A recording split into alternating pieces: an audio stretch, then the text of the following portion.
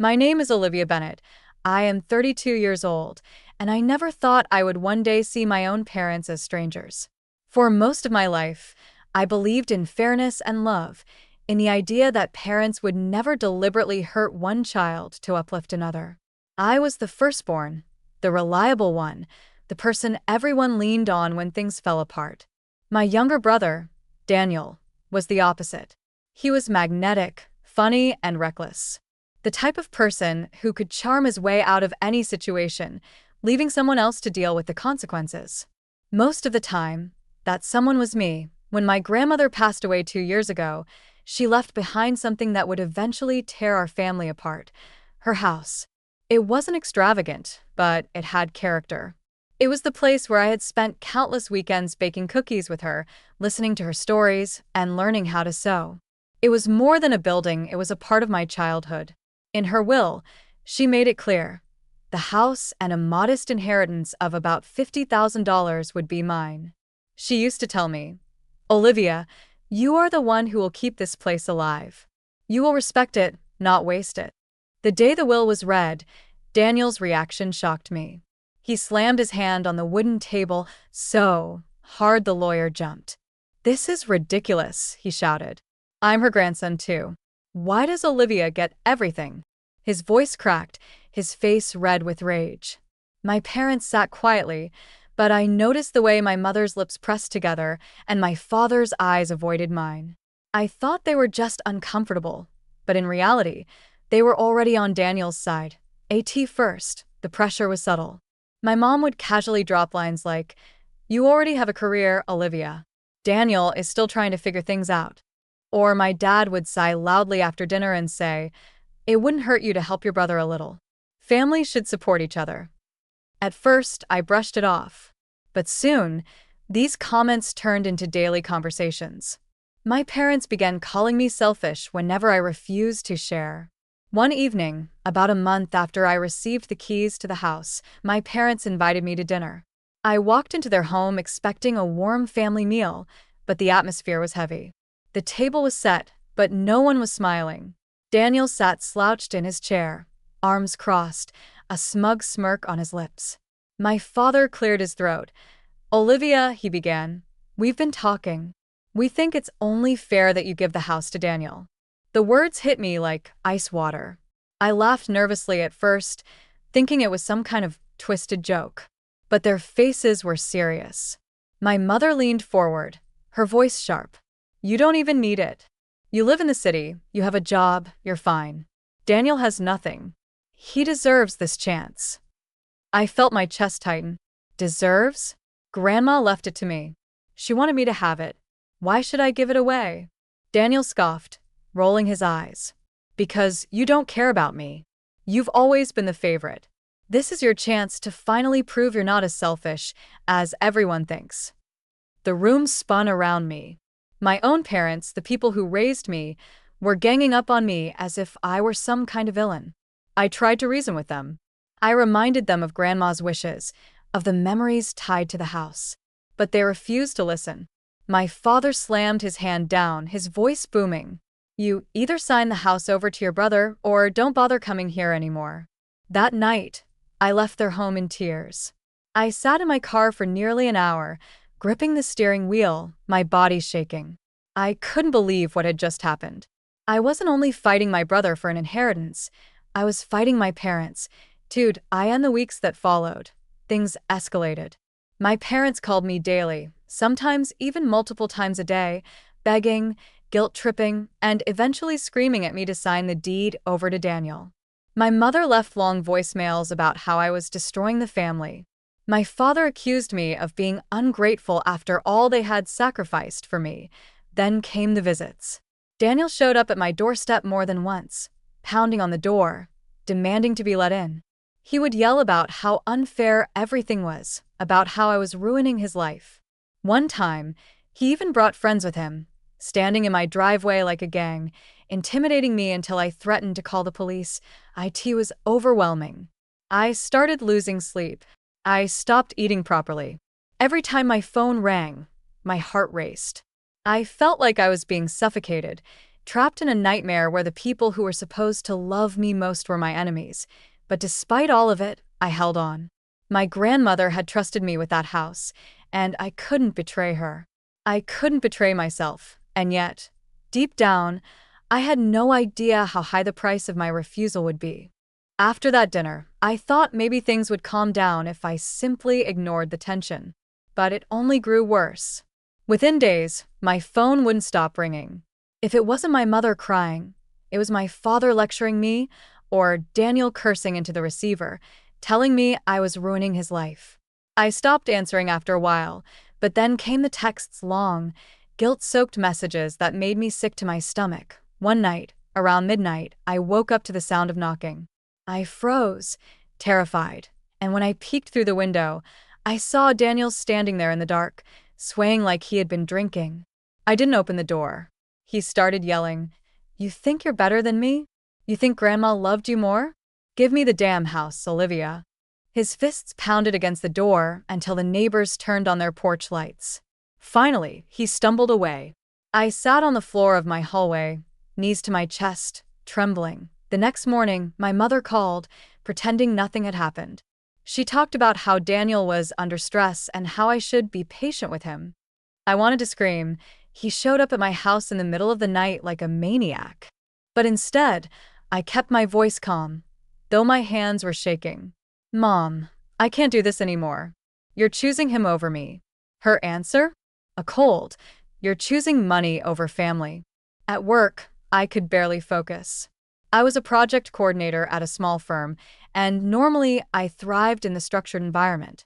But now my phone buzzed constantly, and even when it didn't, my mind replayed every fight, every threat.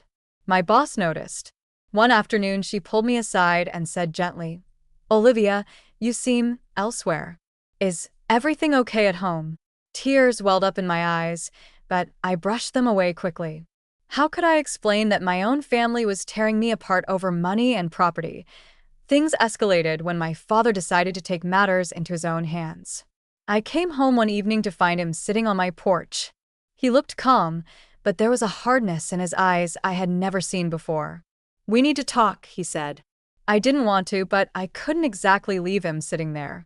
So I unlocked the door and let him in. We sat at the kitchen table. He didn't waste time. "Olivia, you're being stubborn. You know your brother can't handle himself. That house would give him a foundation, a chance.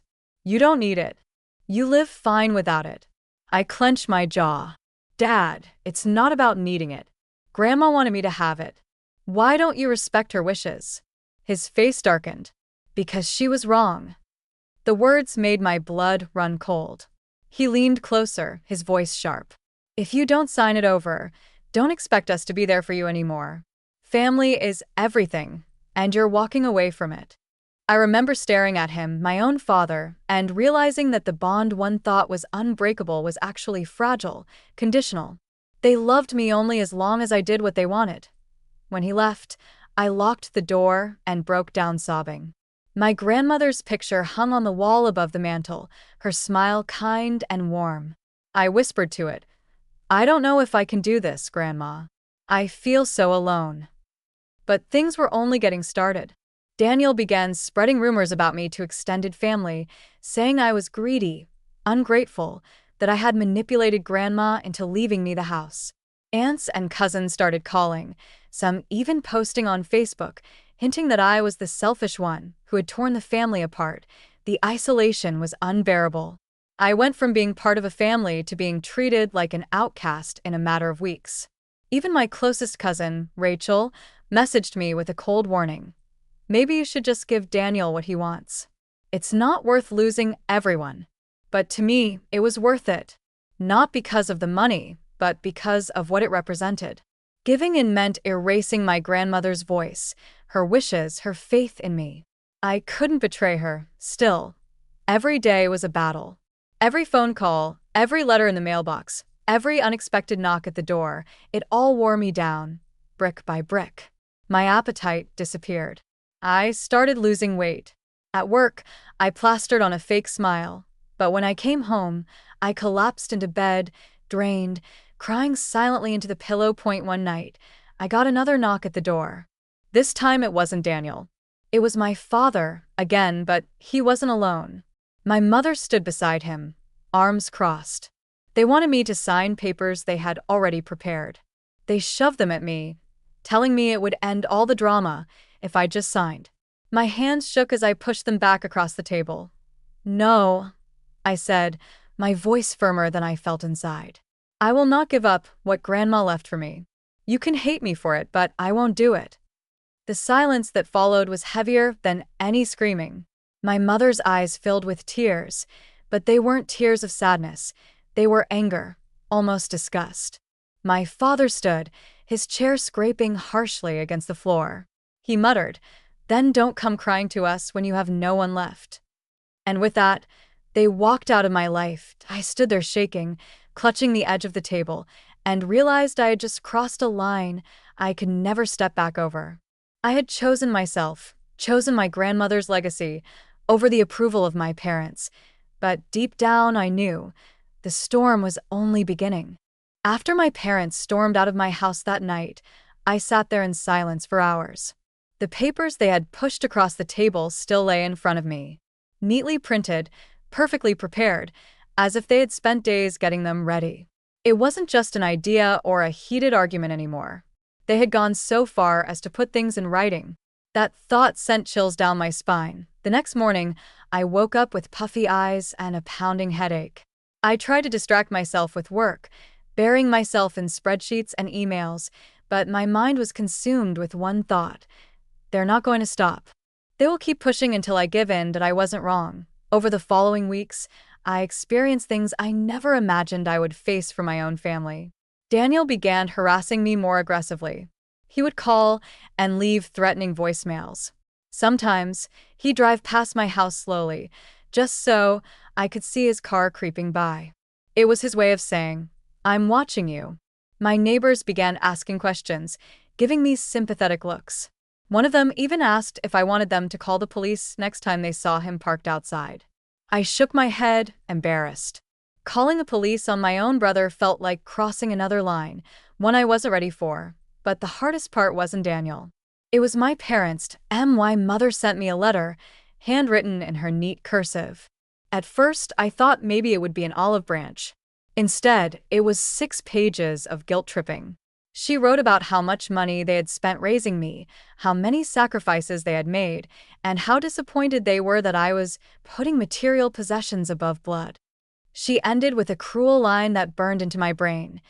"If you keep this up, Olivia, don't bother calling us when you're lonely. We won't be there." I folded the letter carefully, but instead of throwing it away, I tucked it in a drawer. I don't know why. Maybe part of me couldn't let go of the hope that someday they would understand, that they would regret treating me this way. Then came the family gathering that broke me further. It was my cousin's engagement party, and I debated for days whether I should go. Finally, I decided I couldn't let Daniel and my parents scare me away from everyone else. I walked in, trying to smile, wearing a simple blue dress I knew my grandmother would have loved. But the moment I stepped through the door, conversations hushed. People turned to look, and I could feel the weight of their judgment. Daniel was there, of course, already holding court in the corner, telling his side of the story. I overheard him say, "She manipulated Grandma. She doesn't care about family, only about herself." My stomach twisted. I wanted to scream, to defend myself, but when I looked around, I saw the pity in everyone's eyes. They had already chosen sides, and it wasn't mine later. My aunt cornered me in the kitchen. She spoke in a low voice, as if she were ashamed to even say it out loud. "Olivia, maybe you should just give him the house. You're tearing the family apart." Her words stung. It felt like no one cared that my grandmother's wishes were being trampled. To them, peace was more important than justice. I left early that night, driving home with tears blurring my vision. My hands shook so badly, I had to pull over at a gas station to calm down. I sat there for nearly 30 minutes, staring at the steering wheel, feeling like I was drowning. In the weeks that followed, my isolation deepened. Invitations to family events stopped coming. Cousins unfriended me on social media. I became the villain in everyone's eyes. The greedy sister who cared more about money than love. But here's what none of them understood. It was never about the money. It was about respect. It was about honoring the one person in my life who had truly seen me, who had believed in me when no one else did. My grandmother. Handing over that house would have meant betraying her memory.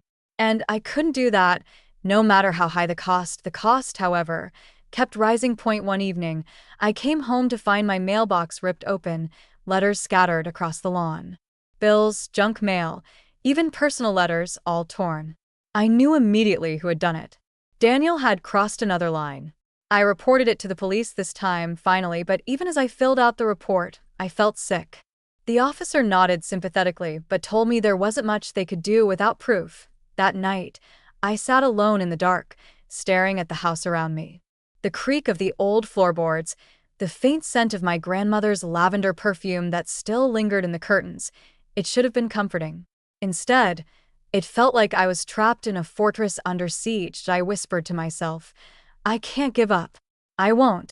But even as I said it, a part of me wondered how much more I could endure, because deep down I knew my family was only getting started. By the time autumn arrived, I was living in constant tension.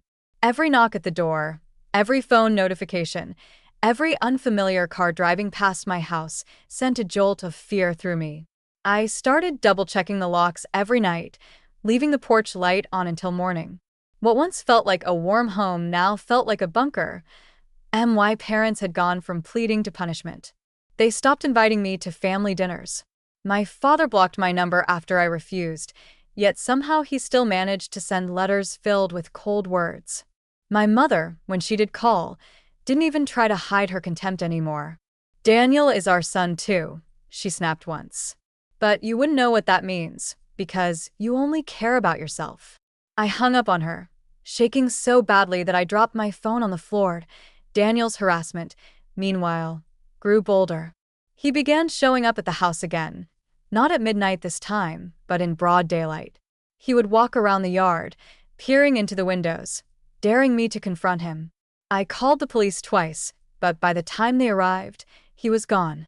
They warned him, but it was clear he didn't care. One Saturday afternoon, I came back from the grocery store to find him sitting on my porch steps. A beer can in his hand, his eyes glazed but sharp with anger. You're pathetic, Olivia, he slurred. You're sitting on something that should be mine. Grandma always liked you more. You don't deserve it. I tightened my grip on the grocery bags. Daniel, leave. Right now. I'm serious. He stood up, towering over me, his breath thick with alcohol. Or what? You'll call the cops again? Go ahead. You think they'll take you seriously when it's just family drama? My hands shook so badly, I nearly dropped the bags. But I forced myself to stay calm. You need help. This isn't about me. This is about you and the fact that you can't accept responsibility for your life. His face twisted in rage. He stepped closer until we were nearly face to face. Sign it over, he hissed, or I'll make your life hell. That was the moment I realized he already had. When I finally managed to get inside and lock the door, I slid down against it. Groceries spilled across the floor. I sat there for what felt like hours, my chest tight, tears blurring my vision. This wasn't just family conflict anymore. It was harassment, intimidation, and emotional torture that I started documenting everything. Every voicemail, every text, every incident. I bought a small security camera for the porch and another for the backyard. My hands trembled as I set them up, but I knew I had to protect myself. The first week the cameras were up, I caught Daniel walking around the house 3 different times. Once at midnight, once at dawn, once in the middle of the day. Sometimes he would just stand there, staring at the windows, as if trying to break me with his presence. That I took the footage to the police. This time, they took me more seriously. They said I could file for a restraining order if it continued. The thought both comforted and terrified me. Restraining order or not, Daniel was unpredictable. What if he snapped completely? At work, my boss finally confronted me. Olivia, you need time off, she said gently. You're not yourself. Take a week. Take 2. Sort this out. I wanted to protest, to insist that work was the only thing keeping me sane, but she was right. My hands shook when I typed. My eyes blurred when I tried to read reports. So I agreed, reluctantly, and suddenly I was left with nothing but empty days and my thoughts. Those days were the hardest. Silence filled the house like a weight pressing on my chest. I would pace the rooms, running my hand along the furniture, whispering my grandmother's words to myself just to feel less alone. You're stronger than you think, Olivia. But some nights, even that wasn't enough. I would cry myself to sleep, curled under the quilt she had made for me years ago. Then one evening, the breaking point came. I woke to the sound of glass shattering. My heart leapt into my throat. I grabbed the phone and dialed the police as I crept downstairs. The back window was broken, shards scattered across the kitchen floor. I didn't see him, but I knew. I knew who had done it. By the time the officers arrived, Daniel was gone. They took a report, inspected the window, and promised to keep an eye out. But as I stood there, glass crunching beneath my feet, I realized the truth. My brother and my parents who encouraged him were willing to destroy me piece by piece if I didn't bend to their will. I swept the glass into a pile, hands shaking, tears streaming down my face. The lavender scent still lingered in the curtains, but instead of comfort, it only reminded me of the love and safety I had lost. That night, as I taped cardboard over the broken window, I made myself a promise. They may take my peace, they may take my family, but they will not take what my grandmother trusted me to protect. I didn't know what the future held. But I knew one thing. I wasn't giving up. After the night my kitchen window was shattered, I realized I had crossed a threshold I could never return from. The situation was no longer just about inheritance or money, it was about survival. The police came, wrote their report, but I could see it in their eyes. To them, this was just family drama. They didn't understand the weight of living under siege in your own home. I decided I needed to take legal action. The very next morning, with trembling hands, I called a lawyer. Sitting in his office, I felt both nervous and ashamed. I had never been in a situation like this before. His office smelled of leather and strong coffee, and I remember twisting a tissue in my hands as I tried to explain everything. He listened carefully, nodding. Olivia, you need to file for a restraining order against your brother. And you need to secure your property. Install better locks, cameras, maybe even an alarm system. The words felt heavy, final. A restraining order against my own brother? But what choice did I have? My safety was on the line. When I left the office, the autumn air felt colder than usual. I drove home with a hollow ache in my chest. Filing that paperwork felt like admitting my family was beyond repair. When my parents found out, all hell broke loose. My mother showed up at my job, red-faced, demanding to speak with me in the lobby. "How dare you do this to your brother?" she hissed, her voice trembling with fury. "You've humiliated us. You've humiliated this family." I kept my voice steady, though my insides were shaking. He broke my window, Mom. He threatened me. What do you expect me to do? Her eyes filled with tears, but they weren't the tears of a mother who worried for her daughter. They were the tears of a woman furious that her plans had been disrupted. "You're dead to us if you go through with this," she spat before storming out. The restraining order was granted a week later. Daniel was legally barred from coming near my home. For the first time in months, I felt a small sense of relief. But it was short-lived, because Daniel found new ways to punish me. First, he started spreading lies at his workplace, claiming I had stolen money from my grandmother, that I had manipulated the will. Then, he convinced some extended family members to cut ties with me completely. Soon, invitations stopped arriving. Weddings, baby showers, even Christmas gatherings, I was erased at my parents, of course, sided with him. They blocked me on social media. My father refused to answer my calls.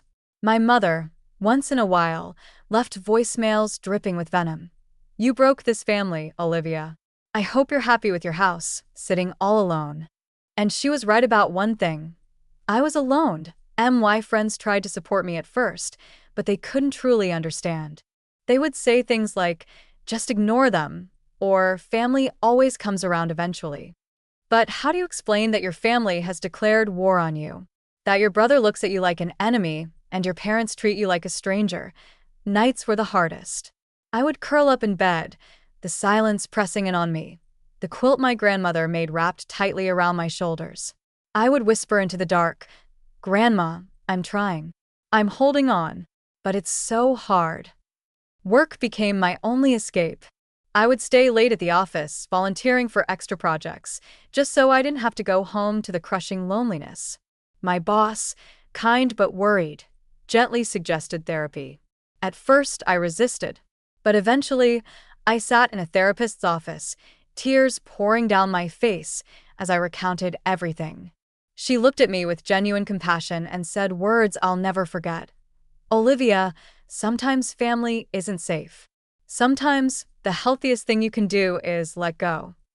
Let go. The words echoed in my mind for weeks. But how do you let go of the people who raised you? How do you accept that the ones who should love you unconditionally are the ones who hurt you the most? One particularly bad night, after receiving another string of hateful voicemails from my mother, I stood in the middle of my grandmother's old living room and screamed until my throat hurt.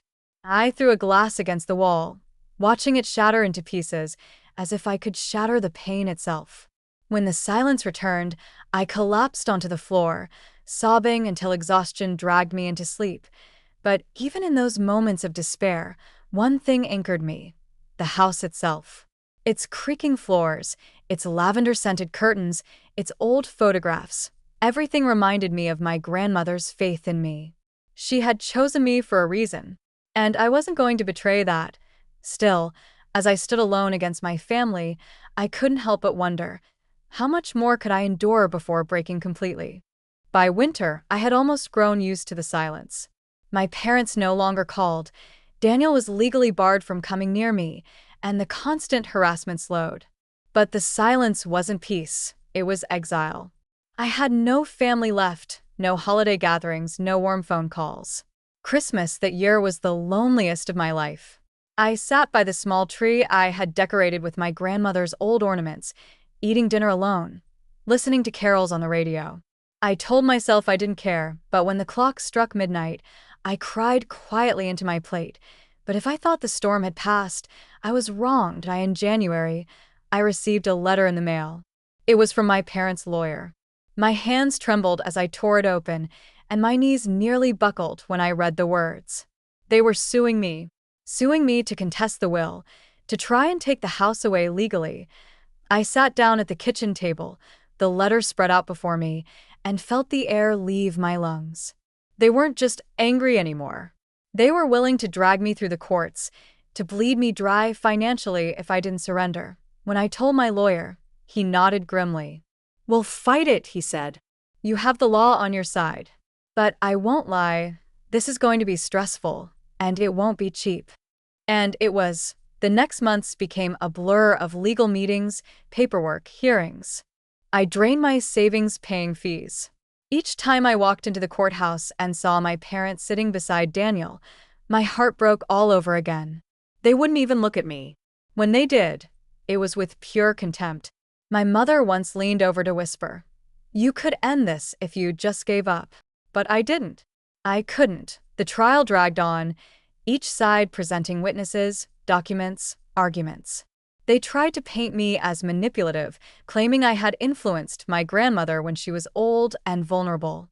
It was a knife to the chest to hear my own parents accuse me of things so cruel, so untrue. I wanted to scream that I had been the only one there for Grandma in her final years, while Daniel barely visited. But I kept my composure, answering questions steadily, holding back tears when I could. The judge eventually ruled in my favor. The will stood. The house remained mine. On paper, I had won.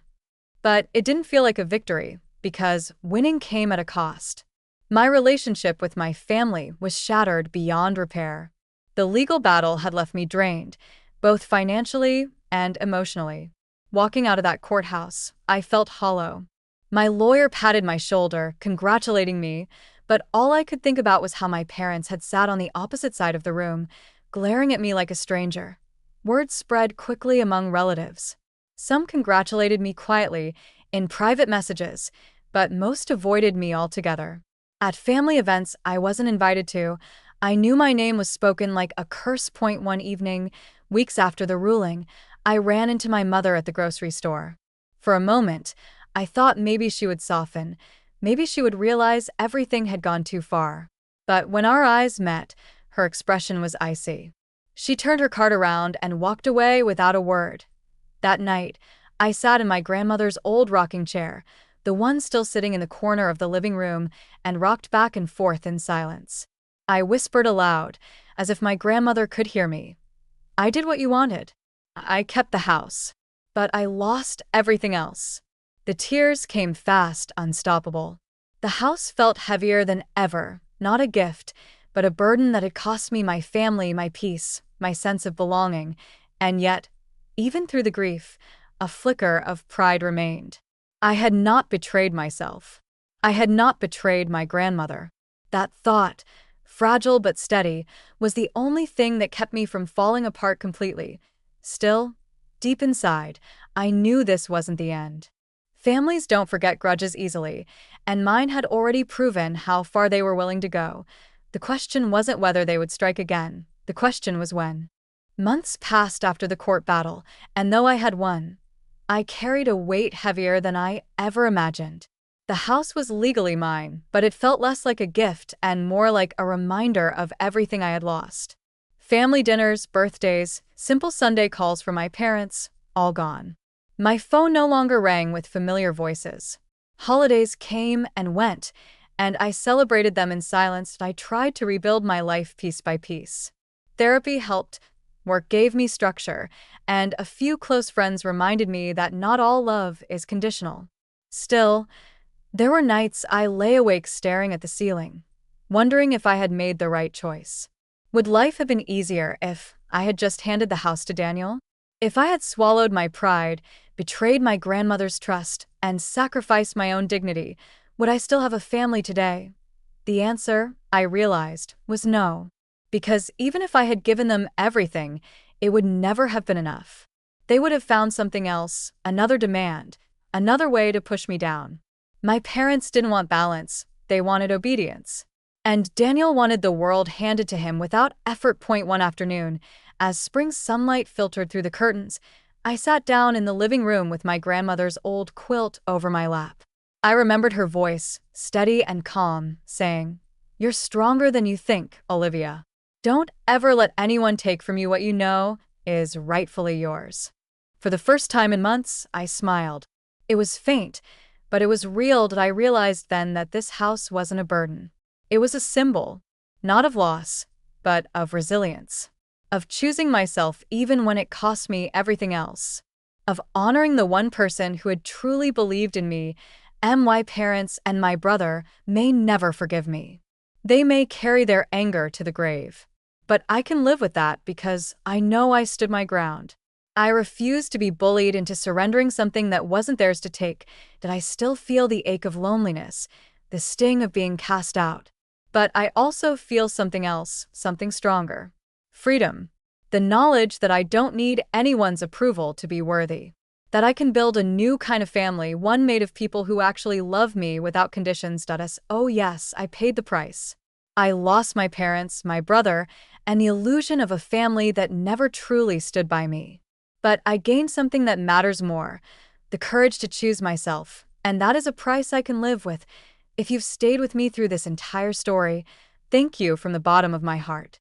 Life has a way of testing us, sometimes in the cruelest ways. If you're facing something similar, if people are pushing you to give up your worth, your dignity, or your peace, please remember this. You are allowed to say no. You are allowed to protect yourself, even if it means walking alone for a while. Family is not defined by blood. It is defined by love, respect, and support. And if those things are missing, then sometimes the bravest choice is to let go. If this story touched you, please consider subscribing to the channel and leaving a like. Your support means more than you know, and it helps me continue sharing stories that matter.